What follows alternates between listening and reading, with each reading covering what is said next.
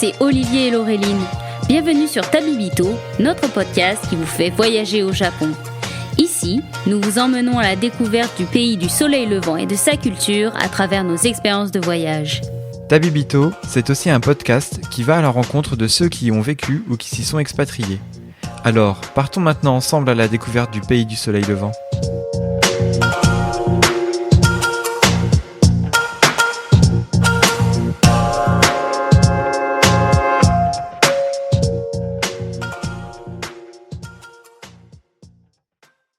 Salut Olivier! Salut Laureline! Bonjour à tous et à toutes! Bonjour à toutes et à tous! Et bienvenue sur cet épisode 39. Aujourd'hui, on a le grand plaisir de recevoir un invité qui va nous parler du saké. Ça fait longtemps qu'on n'a pas eu un épisode sur le saké, parce qu'il me semble que dans la saison 3, on n'en a pas eu, Olivier. Donc, Ouais, on a fait une petite pause, on a essayé de devenir sobre, mais là, ça revient à nous, donc on vous repropose un nouvel épisode. Surtout que pour le coup, c'est Mehdi qui nous a contactés parce qu'il voulait nous parler de son expérience dans le monde du saké au Japon. Donc, c'est avec grand plaisir qu'on te reçoit aujourd'hui. Bonjour Mehdi. Bonjour, merci beaucoup de me recevoir. Salut Mehdi. Salut. Est-ce que du coup, pour commencer, est-ce que tu peux te présenter toi à notre audience et qu'est-ce qui t'a amené au Japon et un peu parler rapidement de ce qui t'a amené là-bas? Alors, je m'appelle Mehdi Alexandre, donc j'ai 38 ans, je suis chimiste de formation et il y a 11 ans, donc j'ai décidé d'arrêter mon travail pour venir au Japon et me former à la production de saké, bon, sans savoir vraiment où ça allait me mener. Et puis, du coup, à l'issue de ces 11 ans, là, je suis revenu en France et puis je peux en faire un modeste bilan et puis voilà, et le partager aussi un peu avec vous, voilà. Alors du coup, juste question pour commencer, t'étais parti comment avec un visa au Japon Alors, comme beaucoup je pense, j'ai commencé avec un PVT, donc un working holiday. Honnêtement, je me suis même décidé à partir en 3 mois, donc j'avais pas nécessairement préparé mon voyage, ni dans son itinéraire, ni avec la langue. J'avais la méthode Assimil que j'ai un peu mollement lu avant, quoi. Et du coup, bon, je suis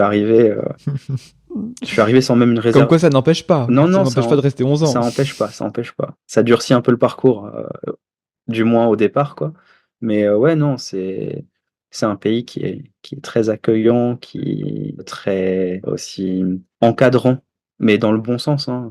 Un peu aussi dans le mauvais, mais dans le bon sens en général. Donc, il y a une petite prise en charge si on sait y faire, avec des cours gratuits que mettent en place les préfectures, les villes, même des petites villes rurales aussi, justement. D'accord. Donc, faut pas hésiter à se renseigner auprès des mairies. Il y a toujours un centre de langue avec des retraités, parce qu'il y en a beaucoup là-bas, super altruistes, qui ont que ça à faire et qui sont très heureux de donner des cours. Donc voilà. Et puis, ouais, j'avais pas de réservation même de chambre. Voilà, quand je suis arrivé, puis c'était vraiment, tu tournes à gauche, à droite en sortant de l'aéroport, il y avait rien de déterminé. Donc c'était, un très beau moment en fait, de flottement, un peu d'errance, où rien n'était déterminé quoi à l'avance et puis, sauf l'envie d'apprendre à produire du saké et puis voilà. Mhm. Oui, c'est ça, parce qu'autant tu y allais un peu à l'arrache au niveau de l'organisation, Ouais, totalement, mais ouais. par contre, t'avais ton objectif, c'était vraiment, tu y allais pas en PVT comme certains des fois qui se disent on se prend une année sabbatique au Japon, on visite, on découvre, on verra bien où le vent nous mène. Toi, t'avais quand même cet objectif d'apprendre à fabriquer du saké, et du coup, c'est ce que tu as réussi à faire, et vraiment en plus de manière poussée, régulière, auprès de plusieurs brasseurs. Donc, tu as commencé comment en fait? Comment tu as réussi à mettre un pied dans ce milieu-là avec ton petit baluchon et sans avoir de plan, de contact, de même parler? Alors le baluchon en question, il faisait 30 kilos, 35 même. Mais en gros, c'est vraiment ça, quoi. Au départ, j'ai choisi une région avec pas mal de brasseries, donc c'était Nagano aussi, parce que j'aimais bien la montagne et que là-bas, il y a les Alpes, et que c'est une belle région. Ah oui, c'est beau. C'est une très belle région pour ça. Donc, j'ai commencé à faire du woofing aussi, ce que beaucoup de gens font en PVT. Et c'est là qu'on développe des liens avec les familles qui nous accueillent et qui peuvent éventuellement déjà constituer une aide.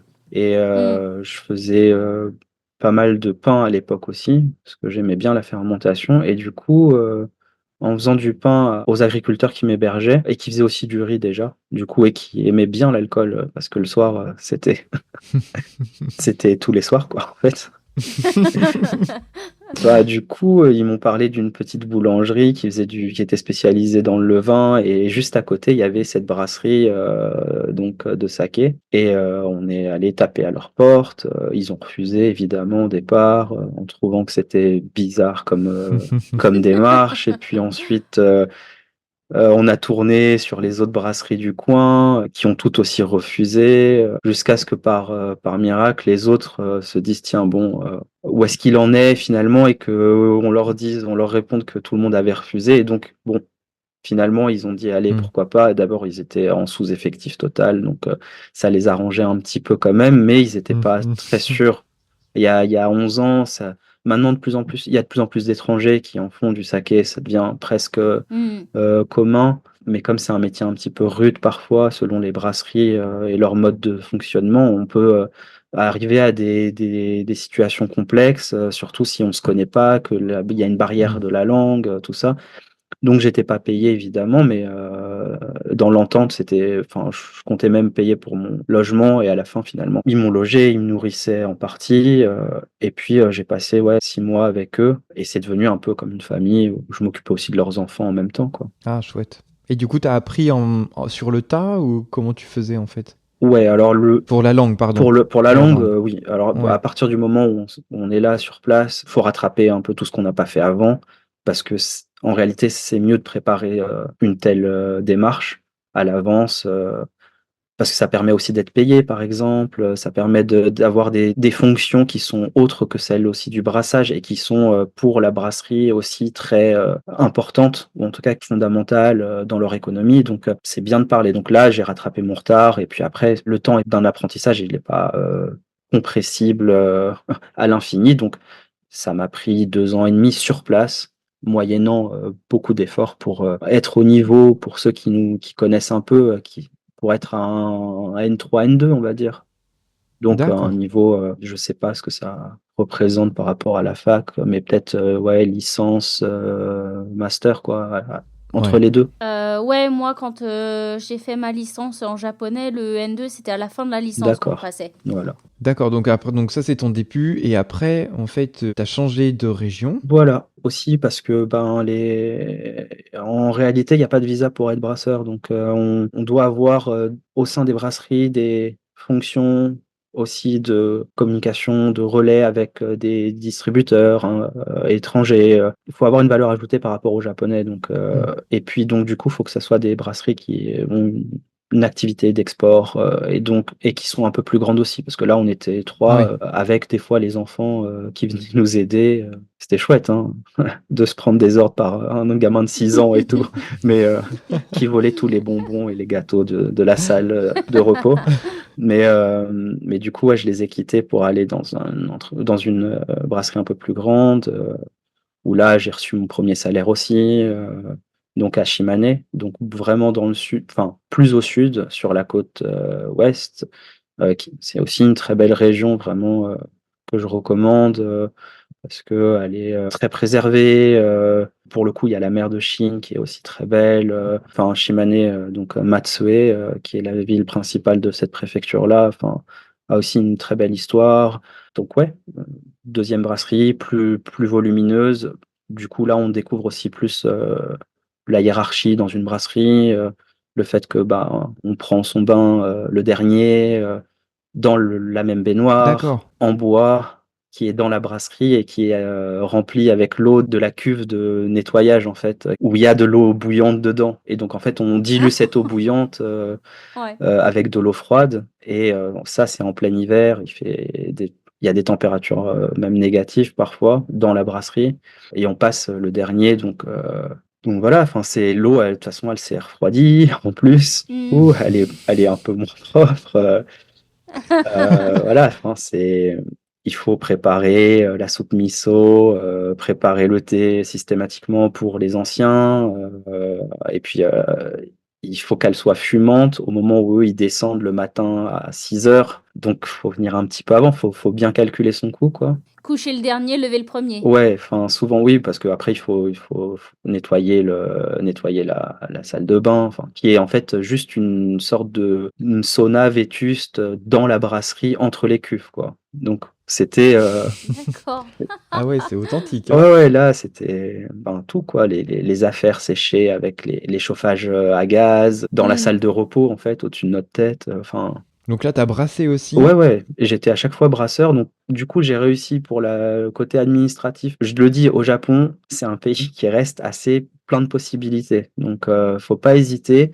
L'État comprend, les services sont, super, déjà, ils sont pas engorgés, donc ils ont le temps de traiter, de prendre du temps pour, examiner, en fait, la situation individuelle des gens. Ça peut paraître un peu paradoxal, mais en fait et puis il y a besoin de main-d'œuvre maintenant, donc bon, il y a toujours un moyen de s'arranger un peu et les Français, on est aimés encore là-bas, Ah bon, ça va donc alors. ouais, on c'est pas impossible. Donc du coup, là, on avait réussi à faire c'était ouais, je viens étudier le saké. Donc comme il y a des visas un Oui. peu d'études de certains artisanats, ça peut être les arts martiaux, le thé, la Ah oui, cérémonie du d'accord, thé. ouais. Donc je crois que c'était un peu dans ce cadre-là que j'ai réussi à étendre, à faire la deuxième année. Et puis ensuite, après, bon après, ouais, c'est clairement, je fais de l'export, alors qu'en fait, j'étais dans les brasseries, quoi. Mais Ouais. Hmm. personne vient jamais vérifier, Mm. jamais. Donc c'était plus rude, c'était moins familial, c'était moins tendre. Là, il fallait être très opérationnel, productif, comprendre les subtilités. Ouais, voilà, on arrive, l'heure, c'est un quart d'heure avant, quoi, mais minimum, quoi. Et puis après, ouais, c'est un métier qui s'apprend sur le tas, en général, par la répétition, par l'observation. Les choses se font par fulgurance un peu, c'est pas des explications poussées, longues. Oui, puis toutes les brasseries, elles vont avoir chacune leur façon de faire qui est différente aussi. Donc de toute façon, comme tu dis, c'est par l'observation de comment font les autres autour que on apprend les mouvements aussi, quoi. Absolument, absolument. Mais elles ont des points communs aussi, c'est ça. Elles ont autant de Oui, bien différences que sûr. des points communs et surtout dans Hmm. leur organisation quand même pour la plupart, elles ont, et leur mode de transmission, elles ont ces traits communs on va écrire à la craie quelque chose sur une cuve et ça va être effacé presque instantanément. Donc, soit on l'a capté ou sinon c'est trop tard. Ça va être un mot des fois qui débloque, des interrogations, qu'on se pose. Voilà. Après, bon, maintenant, après, se structure de plus en plus et les connaissances sont très documentées et peuvent même être sous forme de cahier des charges, de postes, hein, mais voilà, ça reste c'est hybride, on va dire encore. Et qu'est-ce qui fait qu'après, du coup, derrière, tu t'es dit, bon, c'est rude, mais je continue dans cette voie et je poursuis après vers une autre brasserie.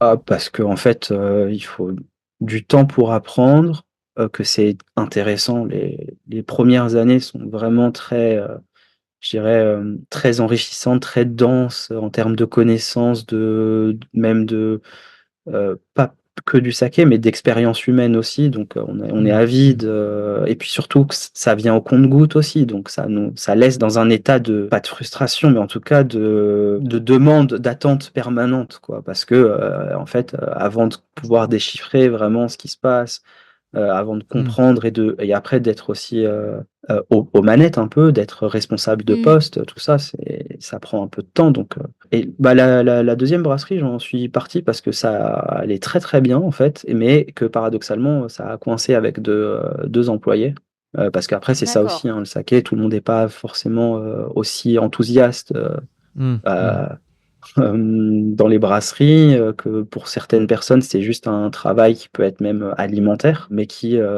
par ailleurs est très dur. Donc aimer les gens dans les places dans des situations de contrainte aussi, parce qu'on Oui. peut, vivre à la brasserie, c'est pas facile, c'est aussi renoncer à une part de son intimité, c'est accepter de vivre, au rythme des autres, bon, il y a toute une réflexion sur ça, hein, sur, Mm.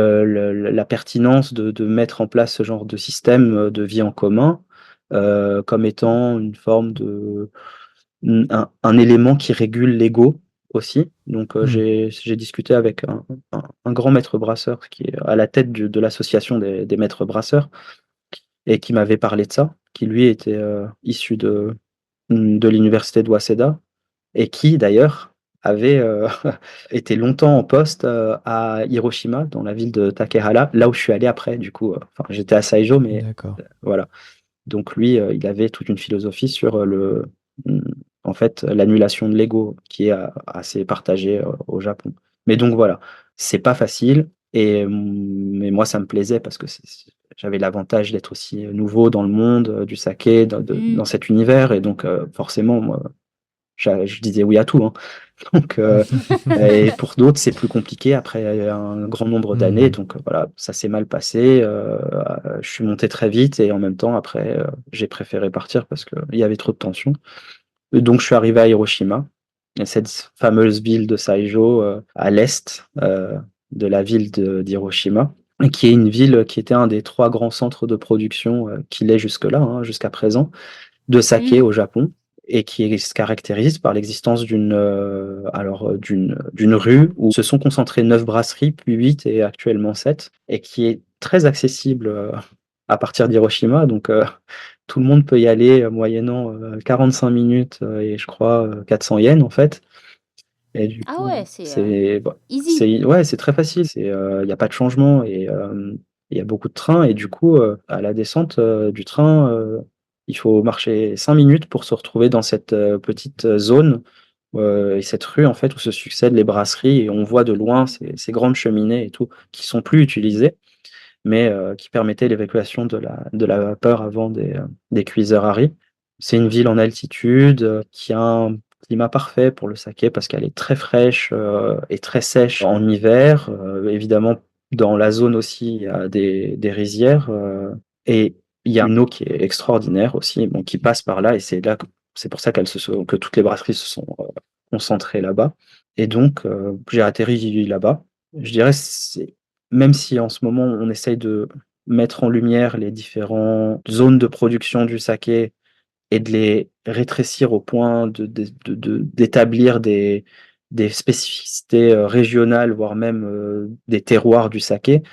Bon, alors si moi, c'est mon avis personnel, mais ça reste, je pense, délicat de parler dans ces termes-là du saké, mais en tout cas, il peut y avoir et à l'époque, en tout cas, encore jusque dans les années 60, on va dire, il y avait des caractéristiques régionales relativement claires, distinctes les unes des autres. Moins après l'industrialisation du saké des années 70, qui a un petit peu lissé la production et qui l'a harmonisé à l'échelle nationale. Maintenant, après, on revient vers des enjeux de singularité et tout, mais il faut déconstruire aussi tout un système qui s'est harmonisé. Donc, c'est pas. Oui, parce que, enfin, moi, du coup, maintenant, je peux crâner un petit peu. J'ai fait une formation saké avec la Mhm. WSET. Et donc, effectivement, c'est ce qu'il disait, c'est qu'il y a eu, comme tu disais, une harmonisation. Et maintenant, parce que on l'a dit dans nos épisodes précédents, le saké, c'est de l'eau, du riz, du koji et des levures. Et en fait, il y a tout un système maintenant pour avoir le riz qu'on veut, les levures spécifiques pour créer un certain type de saké et les koji, les champignons de koji aussi. Donc en fait, en théorie, c'est vraiment l'eau qui pourrait déterminer le type le terroir. Mais à l'heure actuelle, c'est plus en fait la technique, plus que la région et les produits alentours, parce que effectivement, il faut recréer tout un système de production locale et d'échange local en fait. Absolument. Alors, c'est plutôt bien résumé. En effet, nous, tel qu'on définit le terroir, ça part d'un écosystème et après de son rapport et du rapport que l'homme entretient à cet écosystème et du coup de ce qui peut être généré localement comme raisin, comme produit agricole en tout cas. Dans le cas du saké, c'est davantage les techniques qui vont déterminer des styles de saké. Sauf que même ces techniques-là se sont diffusées et harmonisées Hmm. au profit d'un idéal de saké qui aussi a, à un moment économiquement permis l'essor de certaines brasseries et donc qui a été érigé en modèle et c'est ça en fait qui a fait que tout le monde a un peu abandonné ces pratiques un peu singulières au profit de ça. Et aussi, le saké a à ce moment-là aussi rencontré des problèmes donc déjà Oui, des parce que c'est une boisson qui est de moins en moins consommés, oui, consommée oui. aussi et qui a moins d'attraction parce que comme tu dis, c'est un métier qui est tellement rude que les générations de plus en plus récentes sont moins enthousiastes à l'idée de bosser là-dedans. Et alors aussi, je voulais juste dire rapidement pour nos auditeuristes, pour donner une idée, donc quand on parle de koji ou de levure, en fait, il y a des... Alors, je saurais pas comment dire en français, des centres en fait qui diffusent certains variétés de koji ou de levure. Et donc, en fait, chaque brasserie va se référer à ces organismes pour avoir tel ou tel type de koji ou de levure. Donc, en fait, c'est pour ça que euh, très rarement va y avoir des cultures locales dans les brasseries de saké pour avoir des koji ou des levures vraiment faites sur place. Mais de manière générale, c'est via un seul organisme qu'on accède à ces produits-là. Alors, en effet, alors maintenant, il commence à y avoir beaucoup de laboratoires qui développent leur propre levure et tout. Après, il y a une base de levures sélectionnées, il y a à peu Mm. près une dizaine et tout, qui sont majoritairement utilisées. Deux d'entre elles représentent plus de 50% aussi des levures utilisées. Et ensuite, on revient un petit peu à des techniques qui font appel à des levures indigènes, donc un peu ce qu'on peut trouver dans plein d'autres filières de boissons alcoolisées, hein, pas forcément japonaises. Donc voilà, c'est de toute façon les levures, les bactéries, ou même les spores, les souches de koji, donc qui sont ce petit champignon qui sert à transformer l'amidon en sucre. Tout ça, ils existent en abondance, hein, en fait. Et maintenant, on arrive un peu mieux à comprendre comment on peut les mettre à l'œuvre. Du coup, tu disais la jeune génération, enfin là on a un peu une tendance un peu à retourner un peu vers du local, vers un produit qui est moins standardisé. Ça, c'est vraiment une tendance qu'on observe ou est-ce que c'est un peu ce que nous on a envie de voir depuis nos yeux de Français occidentaux ou cette tendance au local, voilà, on en parle de plus en plus ici. Et est-ce qu'on projette ça sur le Japon ou est-ce que vraiment il y a une tendance à une renaissance de ces petites brasseries, à développer des produits spécifiques avec effectivement les levures du coin. Alors, le saké est en très nette perte de part de marché, donc du coup, il se remet en question. Il y a des efforts, il y a des initiatives, claires, qui sont, menées pour utiliser des riz plus locaux, des variétés un peu plus anciennes, faire appel à des levures, ambiantes. Donc ça existe, la part que ça représente à l'échelle de la production globale de saké, elle reste, très modeste. Mais c'est ce qu'on a appelé ça fait à peu près 15 ans, le J-saké, les sakés de pays, par exemple, qui reviennent un petit peu à la mode. Mais bon, malheureusement, pour déconstruire un système qui s'est harmonisé et qui a même inclus dans cette harmonisation les petites brasseries qui pourtant, elles, bénéficiaient d'une liberté d'action parce qu'elles Hmm. avaient des installations moins grandes et donc qui étaient plus mobiles pour casser un peu tout ça et revenir et prendre des risques alors que l'économie de chaque brasserie elle est assez incertaine, c'est compliqué. Ça nécessite de revoir des process, de prendre voilà ces risques. C'est pas évident pour voilà des établissements qui en manque de personnel déjà. Et donc on parlait de jeune génération la jeune génération ne s'intéresse ni à la boisson par la consommation, ni à sa production. Alors je le dis comme ça, mais en fait majoritairement ça reste encore des gens qui sont d'un certain âge qui travaillent dans les brasseries, mais on sent des petites poussées aussi de jeunes, d'une jeune génération qui est formée, qui est diplômée, ouais, qui a une expérience déjà dans d'autres domaines. Et ça, c'est marrant parce que bon, c'est une rencontre qui est difficile à mettre en place parce que bon, les brasseries, c'est des maisons avec un vrai système un petit peu trop ancien de fonctionnement qui fait que bon, leur temporalité dans l'apprentissage, même en fait, par rapport aux notions de productivité, d'activité commerciale et tout, est pas vraiment en accord avec le monde très mobile et très rapide d'aujourd'hui. Donc voilà, c'est des fois des rencontres un petit peu ou comme on dit, des choses qui s'emboîtent pas entre elles, comme on dit. Hmm. Oui. Et du coup, dans ce monde qui s'emboîte pas, Donc toi, est-ce que tu as réussi, du coup, à SI Joe petit à petit à sortir, enfin à te laver avant d'être le dernier dans la bassine? Est-ce que Ouais, petit à petit, tu as réussi à grimper et alors là aussi, on n'était que 3, donc c'était une brasserie qui avait été très connue, enfin, 10 ans avant, parce qu'ils étaient spécialisés dans les junmai, donc c'est des sakés qui sont faits Mm. uniquement à partir de donc des ingrédients nobles et sans ajout d'alcool distillé, qui avait arrêté son mode de filtration au charbon actif, donc ça permettait davantage d'arômes en fait. Ça laissait plus d'arômes ou de ce qu'on appelle des précurseurs d'arômes dans le saké.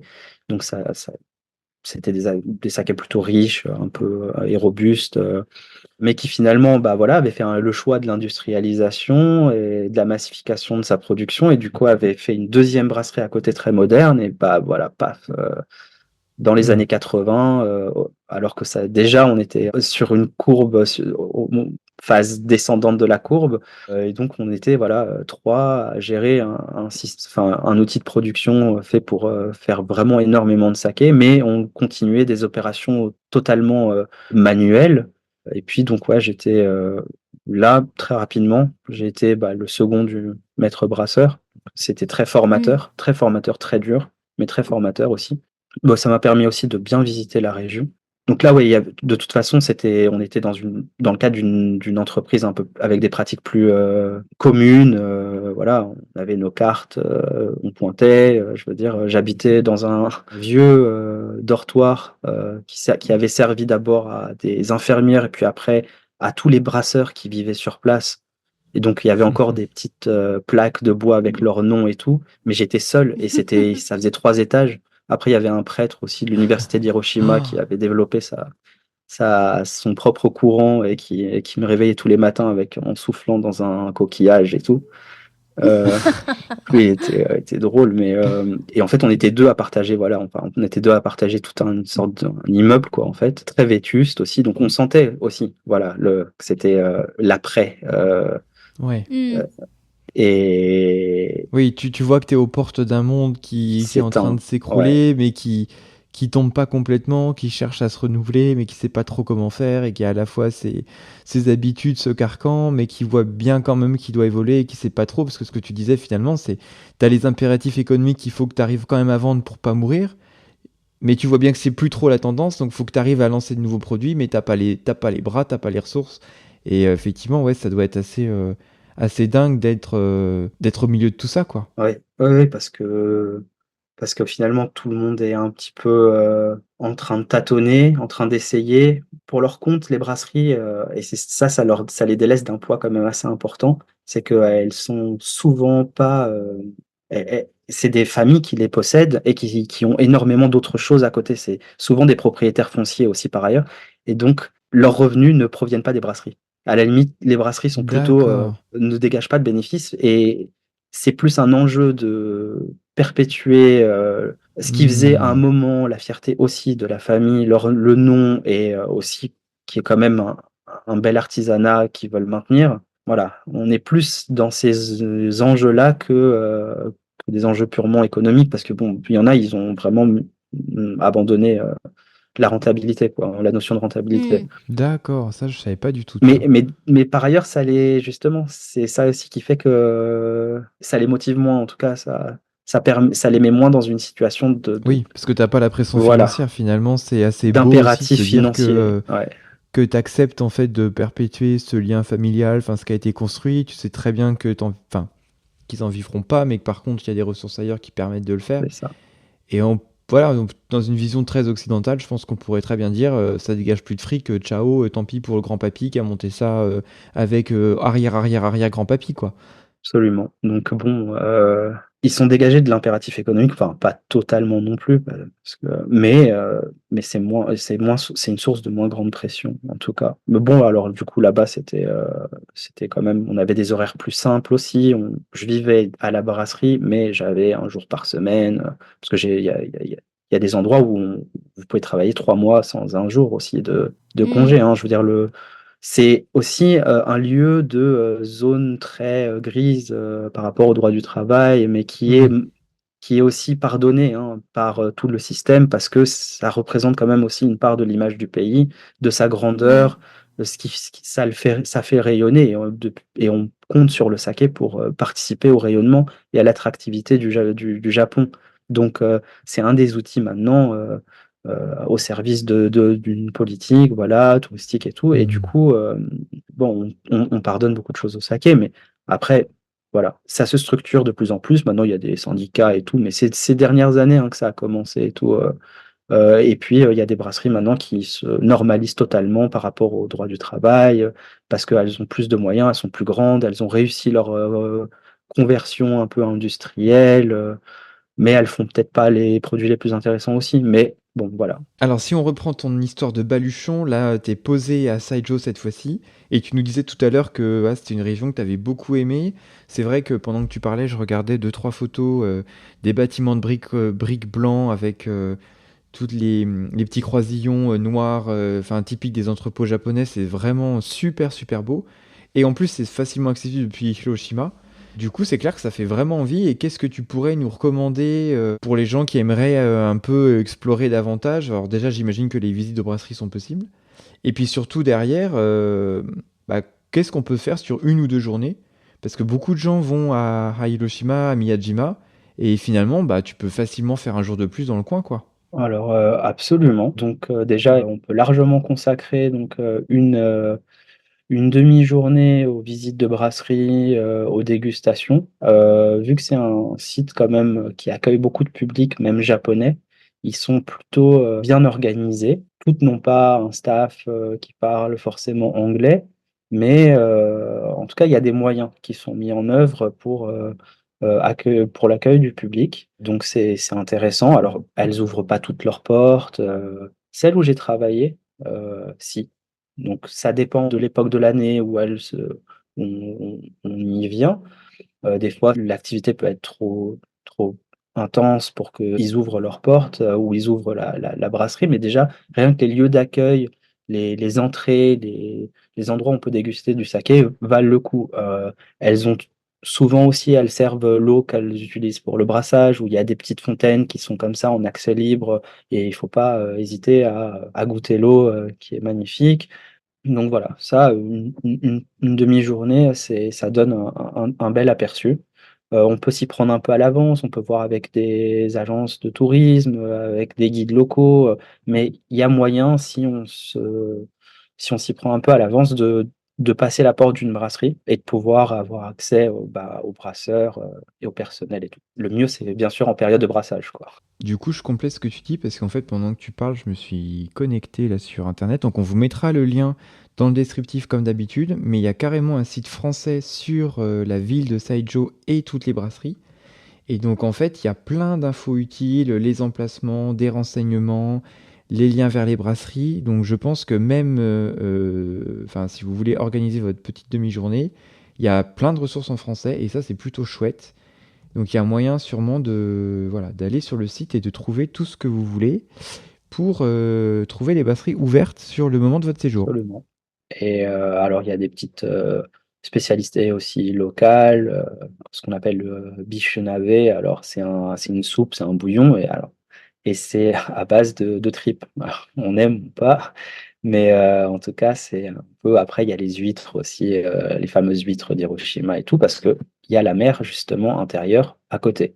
Et donc on a largement le temps après, dans cette même journée, de pouvoir aller jusqu'à la côte de la mer intérieure, mais pas du côté de l'île, très visitée de Miyajima avec, son célèbre torii, mais plutôt, des villes portuaires, côtières où il y a encore beaucoup de pêche, où il y a beaucoup du coup, de culture d'huîtres, et c'est un archipel avec plein de petites îles connectées les unes aux autres, pas tout le temps. Après, sinon, il y a des ferries pour les îles un peu plus grandes et éloignées. Mais ça, une journée là-bas en VTT, en vélo, par exemple, c'est juste, extraordinaire. Il y a des onsen avec vue sur la mer elle est très agréable aussi de ce côté-là. Pas très riche en vie, donc à la limite, je conseillerais pas forcément les balades en masque tuba, mais c'est Mhm. l'eau enfin, c'est très calme, en fait, comme mer. très, très, protégé et il y a voilà et en fait, c'est plus un parcours et dans cet univers, dans cet archipel, qui est très beau, assez singulier. Il y a la ville de Koulé, par laquelle on peut aller, sur, un enchaînement de 5 îles et donc voilà, on peut, je peux donner le nom d'une des premières îles qui s'appelle, Camagari et ensuite après on va, jusqu'à enfin, on peut même rejoindre après, Oshima, on peut rejoindre même, Shikoku, c'est assez, enfin, c'est inépuisable en fait les itinéraires, les Hmm. possibilités d'itinéraires.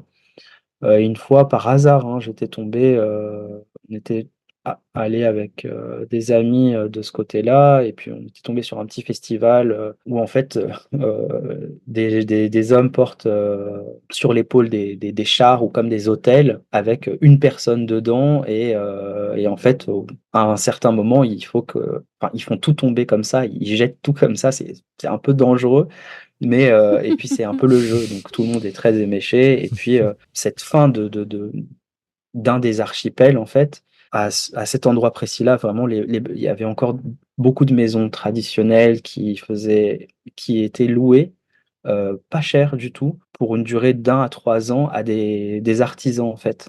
C'est comme des résidences d'artisans, Ah. dans D'accord. ces maisons, à l'architecture traditionnelle et voilà, qui les exploitent le temps de cette résidence-là. Il y a la mer est présente vraiment tout le temps, c'est une donnée permanente et tout, et ces petites îles, elles sont, voilà, riches en agrumes, c'est les fameux agrumes, d'Hiroshima et tout, les citrons notamment et tout, Après il y a de très bons poissons aussi, donc plein de spécialités à base de poissons et toujours les huîtres qui se marient parfaitement au saké donc et au saké chaud entre autres donc bon, enfin il y a moyen de faire, ouais, un jour, très agréable là-bas, louer, des vélos Donc en fait, c'est comme tu disais, ces petites îles, elles sont reliées par des ponts, donc on peut y accéder en saut de puce à vélo en fait. pour, beaucoup d'entre elles, ouais, en effet, absolument et Ouais. après il y a sinon Takehara, qui est la petite Kyoto d'Hiroshima avec, vraiment plusieurs axes Ah. qui sont des rues, vraiment très préservées, magnifiques, avec deux brasseries assez connues qui sont pas visitables mais C'est vrai que ça me fait beaucoup penser à Takayama, un peu Takehara. Ça fait aussi penser à Kyoto et c'est fou que ce soit pas connu du tout parce que c'est vraiment très très beau quoi. Enfin là je suis sur Google Images, hein, voilà. Mais mais ça donne vraiment envie et c'est vrai enfin on parle beaucoup de surtourisme en ce moment. C'est vrai que le côté se dire on se fait 3 petits jours dans la région. En plus, je pense que les gens seront certainement contents de voir des touristes étrangers un peu venir voir la campagne, prendre le temps, ne pas courir et ne pas être là que pour un selfie. C'est vrai que la région, il y a aussi pas mal de galeries d'art quand on zoome, comme tu disais, du coup, sur Google Maps. Donc, ouais, clairement, gros potentiel. je recommande et c'est, ouais, c'est préservé aussi de voilà, du tourisme un peu intensif et tout, vous ne croiserez pas trop d'étrangers, par exemple, et après, ça peut vraiment être, inclus dans un parcours, qui ramène vers, Oshima, vers, Naoshima, par exemple, aussi. En fait, c'est une belle étape, pour revenir après sur Honshu, par exemple, si on veut aller à Shikoku d'abord et puis qu'on revient à Honshu par, justement Oshima, Naoshima, tout ça, avec, ouais, ces îles, innombrables. Il y a des fois des panoramas où, enfin, on peut pas les compter, quoi. On les a en face, Ah ouais. je Hmm. pense que c'est en milliers peut-être qu'on peut, parler, d'îles. Donc bon, prévoir une bonne carte mémoire Ouais, vide à la base, quoi. Ouais. vraiment.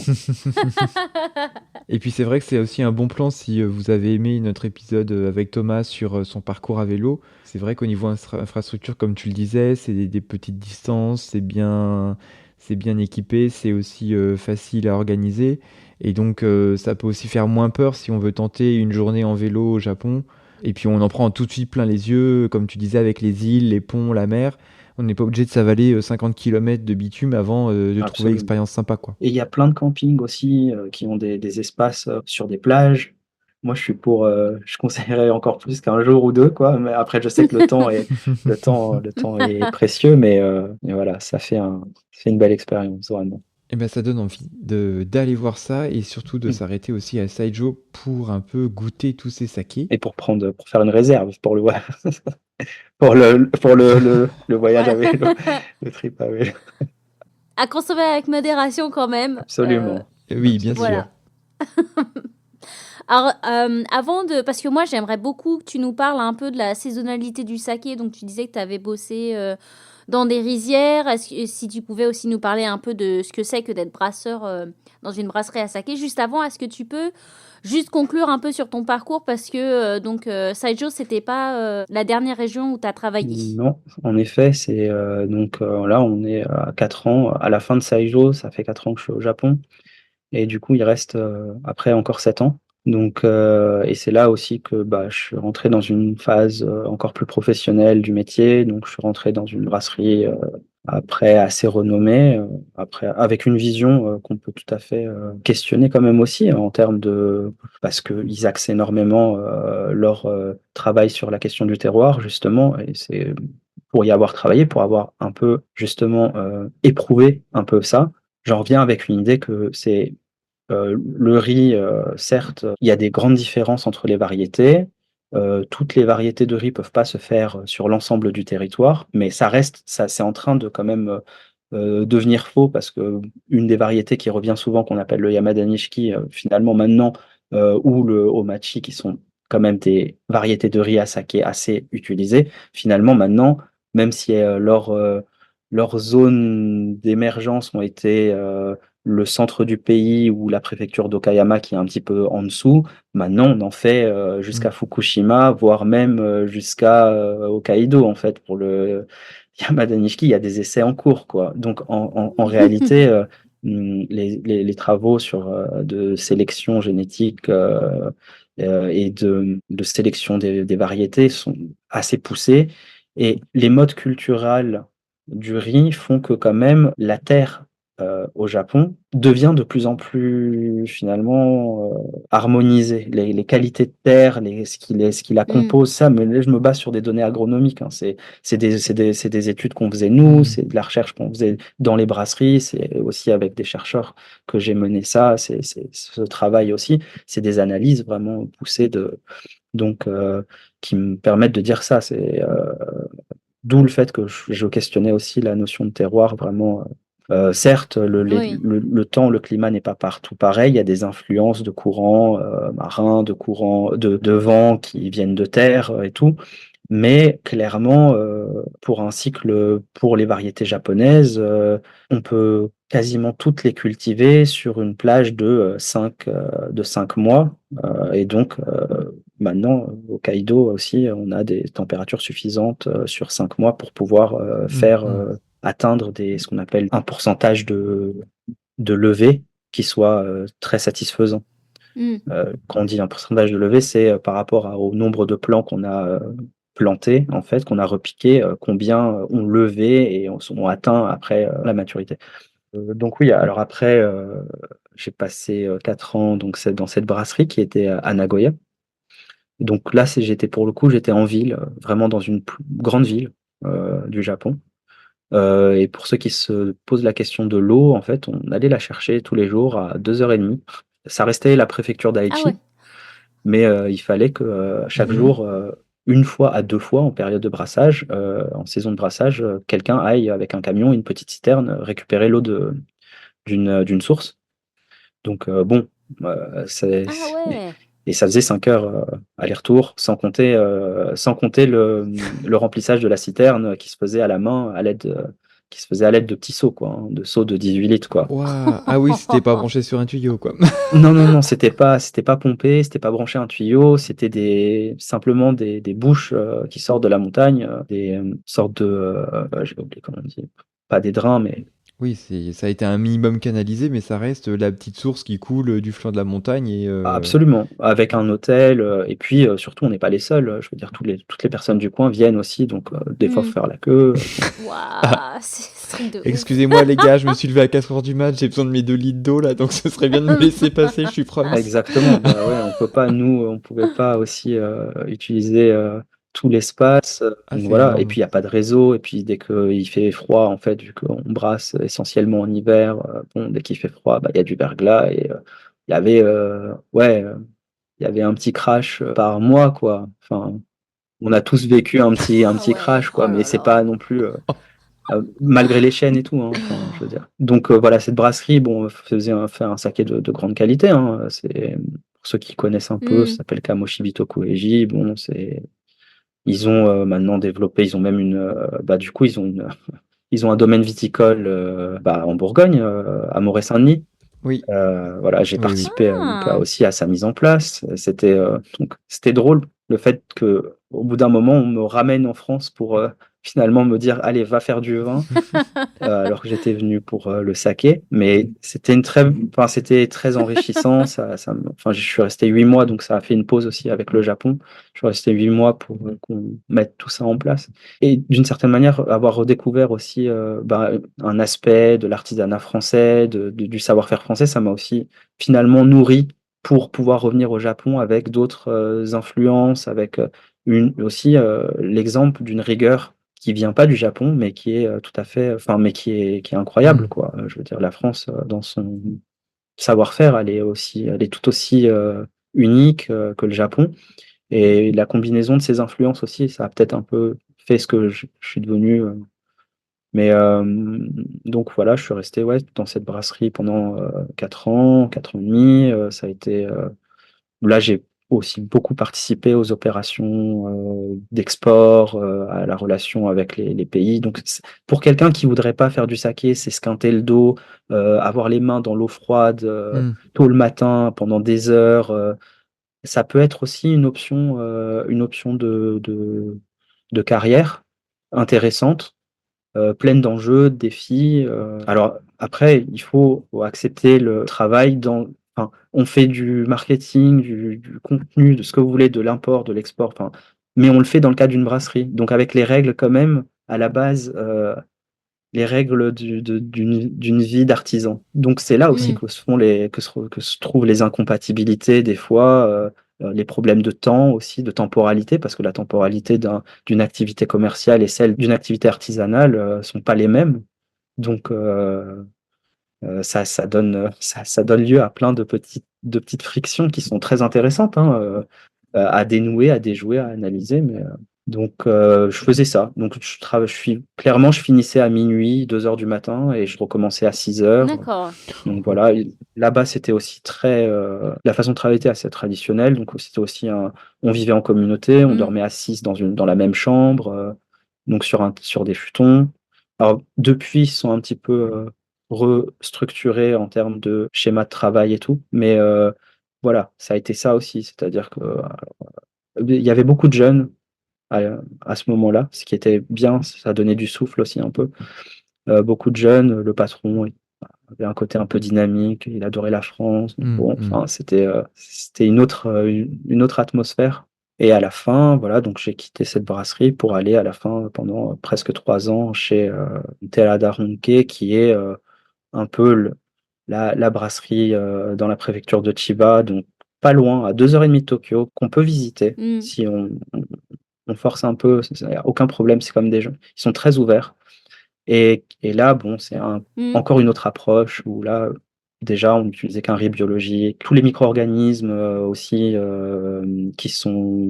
qui participent aux différentes étapes de fermentation habitent, enfin, sont liés à la brasserie. Donc, il n'y a pas de sélection, il n'y a pas d'ajout. Tout est C'est des fermentations dites spontanées. On travaille sur des riz beaucoup moins polis aussi, voire même des riz bruns, pas du tout polis. Donc c'est une approche Ah ouais. absolument différente. On n'est pas dans le système de classification des Très sakés différente, qui ouais. Mm. tend Mm. à dire que ben, plus le riz utilisé est poli, plus le saké sera de haut de gamme et pur.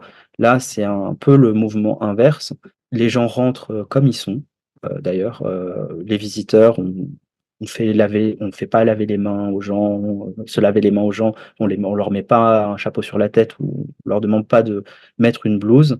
En fait, chacun vient dans l'enceinte de la brasserie et participe avec les bactéries qui sont sur lui, sur ses mains, à l'enrichissement de l'écosystème. Donc en fait, c'est Mhm. un peu une brasserie dont le patrimoine le plus important est en fait cette population de micro-organismes qui s'autorégulent, qui se défend et qui finalement est impliquée dans les fermentations. Donc les fermentations sont très vigoureuses, les températures sont plus hautes. C'est une autre approche. C'est un peu, Mhm. on dirait presque une brasserie une maison de miso ou de shoyu. Les murs sont Ouais. couverts de moisissures, les poutres aussi. Enfin, et puis la Oui. nature prend, enfin, a ses droits. C'est-à-dire que nous, on est au même titre que un tas d'animaux, en fait, habitants et utilisateurs des lieux. Et comme elle n'est pas fermée par aucune porte, en fait, on se retrouve toujours avec, en fonction des saisons, hein, des espèces animales qui viennent et qu'on ne dérange pas, en fait. Voilà. Et puis tout le monde, finalement, c'est une chaîne Ouais. alimentaire qui se met en place et qui se régule. Donc on n'a pas une espèce invasive qui vient justement en surnombre Mm. établir voilà, sa population. Donc vous avez des petits cafards des fois, mais qui sont mangés par des plus grosses araignées, qui sont elles-mêmes mangées par des mammifères, par des reptiles. Et c'est la seule brasserie où on produit aussi notre propre souche de koji. Donc même le koji D'accord, kin, ouais. donc ce qui est le petit champignon au Mhm. centre un peu du processus de sakéification, donc et de saccharification en l'occurrence, on le produit nous-mêmes en fait. Alors il est présent dans la brasserie, on le récolte à l'aide de riz en fait qu'on va disposer dans la brasserie à différents endroits et il vient se déposer naturellement sur ce riz, le coloniser et nous on ne fait que après le cultiver en plus grande quantité. Mais à la base, on ne l'inocule pas et D'accord. donc chaque année les souches de koji qui sont au nombre de 5 à 10 en fait en fonction des années est différent. Du coup, voilà, en fonction des années, les souches qui viennent coloniser le riz qu'on a disposé dans Mhm. la brasserie sont différentes. On peut avoir des fois du koji noir. Enfin, le nombre de souches de koji, tout un, c'est un grand pan du saké. Et il y en a beaucoup plus que quelques-unes. C'est très complexe. Et c'est des souches très anciennes, sauvages, souvent. C'est vrai que du coup, c'est vraiment le grand écart avec une autre expérience que tu as pu faire où là, c'était. Enfin, voilà, que tu utilisais la brasserie de Saijo qui avait vécu son heure de gloire, où là, on était plus sur vraiment le système chimiste industriel, où c'était plus ben, de la technique pure avec des souches sélectionnées en labo, du riz uniforme, etc. Et là, c'est quand même à la fois de la production, mais avec un respect du cycle naturel et se dire ben ça marchait comme ça à l'initial et ça peut continuer encore à Exactement. marcher et on n'est pas obligé de mettre de l'ultra technique et de l'hygiène partout, enfin de l'ultra hygiène, mais ben laissons aussi faire un peu la nature, acceptons un produit moins standardisé et ça marche quoi. Absolument. Et le leitmotiv de cette brasserie, c'est plus comment on fait, dans quelles conditions on produit, que la finalité du produit lui-même et ce qui est son profil. Donc on a d'énormes variations de résultats, de profils aromatiques Ouais. en fonction des saisons. Donc on travaille aussi beaucoup plus avec les saisons. Et on a des fermentations qui se déroulent, qui sont plus adaptées, ou des sakés, des styles de saké qui sont plus adaptés aux températures estivales ou de printemps ou d'automne. Du coup, après, bien sûr, on a une base hivernale, quoi. C'est aussi là-bas que j'ai le plus travaillé sur les sons, les rythmes. Bon, là-bas, enfin, tout est fait à la main. Il y a vraiment rien, aucune machine à part ce qui va presser le saké à la fin, le mou. Donc, tous les déplacements de matière, il y a quelques pompes, hein, évidemment, mais sinon, les déplacements de matière se font à la main, donc avec des outils en bois en grande partie. Donc, on travaille beaucoup avec des outils en bois. Le riz se refroidit à la main aussi.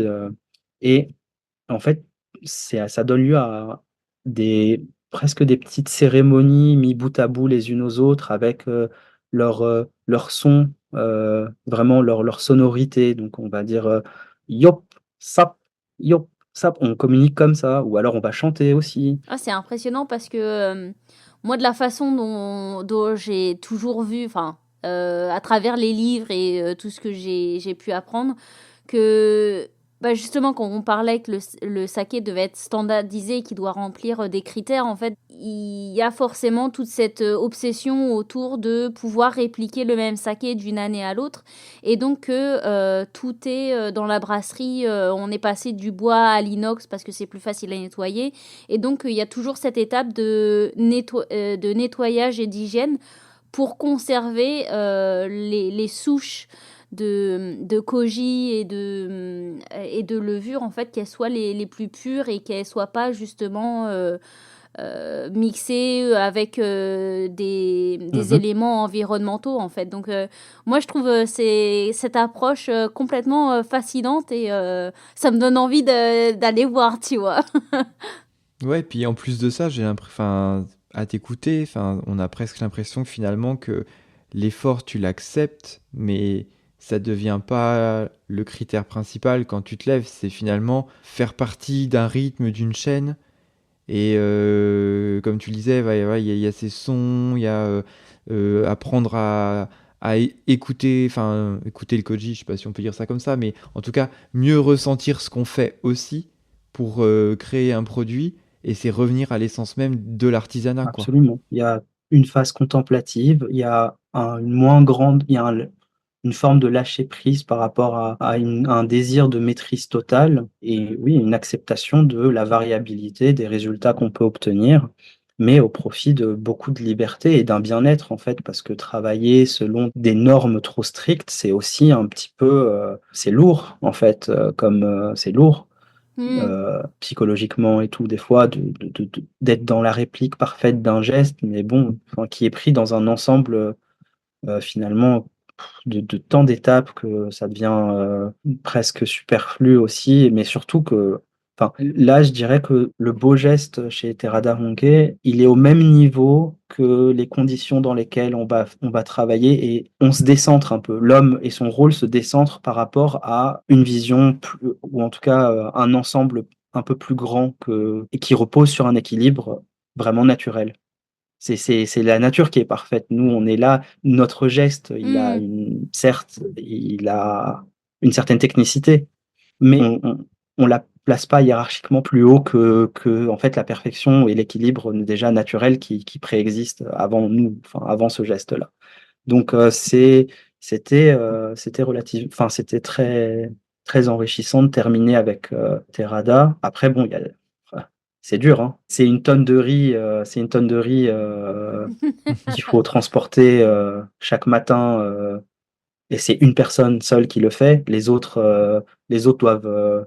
Il y en a un qui est dans le cuiseur avec des guettas en bois, vraiment des guettas de samouraï en bois, donc pieds nus, chaussés avec ses guettas et qui pèlte le riz dans ce cuiseur qui est en bois et qui est encore fumant. Il y en a un qui vient ramasser, qui vient avec des seaux en bois, donc déplacer et comment dire répandre le riz sur des tables.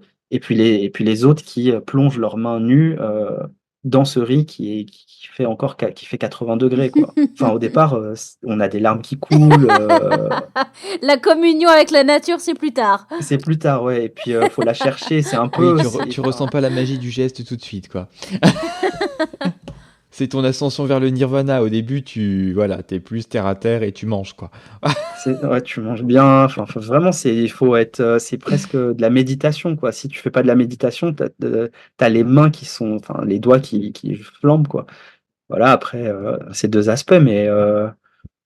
Donc voilà, c'était la fin et puis j'ai terminé par un voyage où j'ai fait 6 500 kilomètres en voiture sur 3 mois pour aller travailler dans une dizaine d'autres brasseries pour dire un peu au revoir au pays aussi avant de partir. Et ça s'est voilà, terminé, on va dire en décembre. Et avant de se quitter, sur ton expérience et pour entamer la session couture, est-ce que tu peux nous parler un peu de tes projets? Puisque du coup, ce que tu disais, c'est que tu as quitté le Japon. Est-ce que t'envisages toujours des projets? Est-ce qu'on peut en parler? Ouais, enfin, il y a des projets à l'étude, on va dire.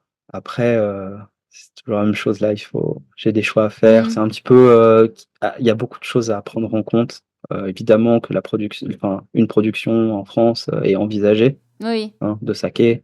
Après, on n'a pas eu le temps malheureusement de parler des rizières, mais c'est tout un aspect aussi, et je veux dire, tout démarre de là Et il y a des défis majeurs, que ce soit au Japon ou en France aussi, au niveau de la riziculture. C'est une plante qui nourrit 2 milliards de personnes, mais dont les conditions de culture sont de moins en moins compatibles avec le climat parce elle est très gourmande en eau et donc en fait, il faut prendre ça en considération, avant d'envisager, une production nouvelle et en France, on n'en fait qu'en Camargue du riz et peut-être plus pour très longtemps.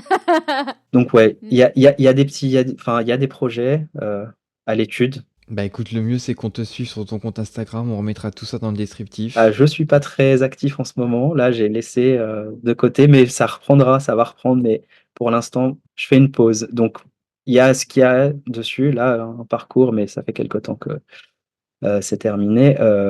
Oui, pas C'est d'urgence. écrit en français, en anglais ou en japonais, mais bon, je reprendrai sans doute le contenu en français aussi. Donc, Ah, puis il y a la traduction automatique maintenant, ouais, c'est même vrai. si C'est vrai. ça aide pas mal. Bon, et donc du coup, Mehdi, on a pu aborder un peu les enjeux du saké, on a parlé de ton parcours dans toutes les brasseries, dans toutes ces régions du Japon. Moi qui ai, bah, comme je disais, j'ai fait ma petite formation et ouais, vraiment, j'ai l'impression d'avoir que effleuré le sujet et puis avec toi encore aujourd'hui, mais moi, ça m'a passionné. Donc merci encore d'avoir partagé tout ça. Merci à vous de m'avoir donné la parole.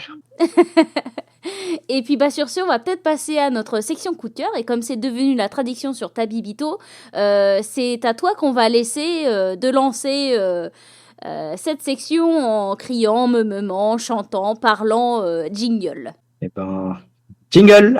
C'est pas très original, mais bon. Non, c'est parfait.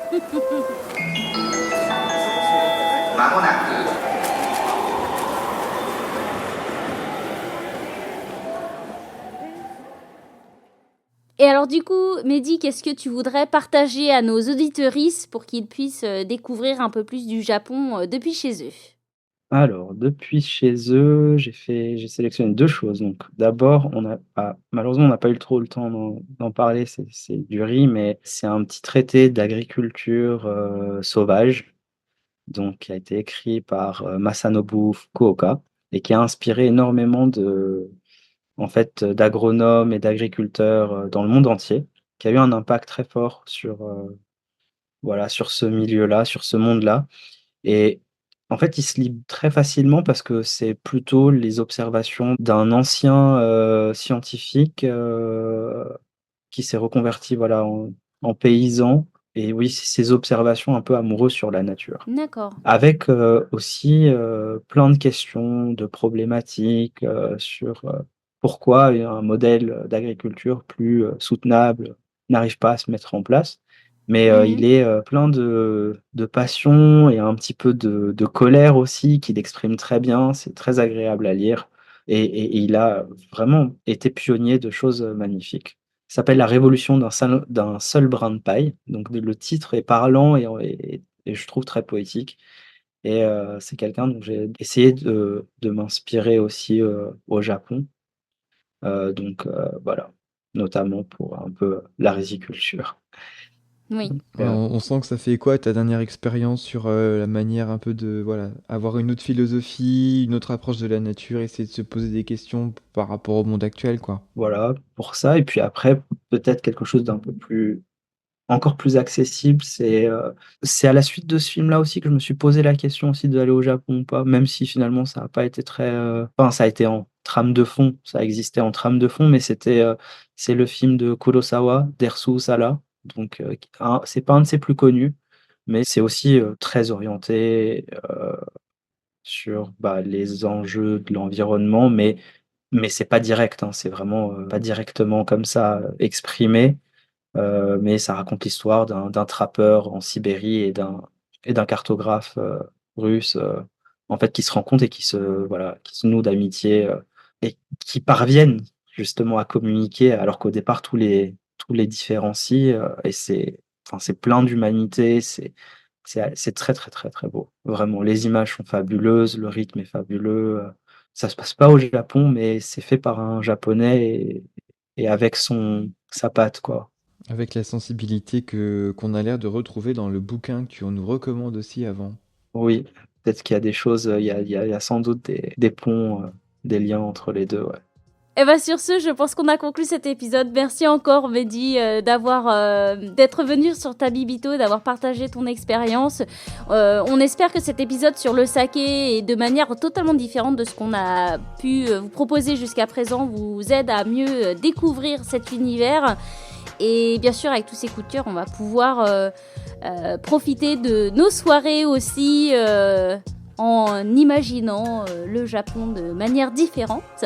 Donc merci encore à toi Mehdi d'être venu avec nous. De rien, merci à vous. Comme tu disais, tu es un petit peu en pause sur Instagram, mais on va vous mettre quand même ton identifiant pour que les gens puissent te suivre quand tu décides d'y retourner. Pour suivre un peu tes aventures en France sur ces projets en cours. Et puis sur ce, nous on vous souhaite une très bonne fin de journée et puis on se retrouve le mois prochain pour de nouvelles aventures au Japon. Salut.